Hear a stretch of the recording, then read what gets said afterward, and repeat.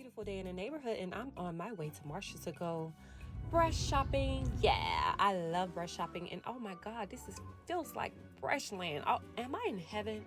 Did God just drop all the brushes from down? Oh, I'm so in heaven. Oh, look at that brush. Oh, I love that brush. I love that brush. I love that brush. But I really came in here for brush number 12 and number 16 so I can pursue my dreams as a nail tech.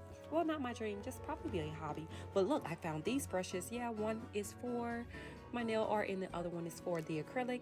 Yes, and this is what I went after that I left and went to Dollar Tree. And of course, I found some good goods in Dollar Tree, and they were amazing, guys. You can find a little knickknacks in here for the low $1. No, the prices went up. So yeah, these are the nail art colors, and yeah, I love it. And here's Marshall's. Yes, did I say Marshall's? Michael's. Yeah, Michael's. These are the brushes that I've chose. This is brush number. Well, that's not a number, but that's what I do the nail art with. And the one that's lying now is for the acrylic. Yes, and this is a nice bag that I did buy from the Dollar Tree yesterday. And this is how everything is packaged in the bag. I'm just going to have this as my tote for my beginner.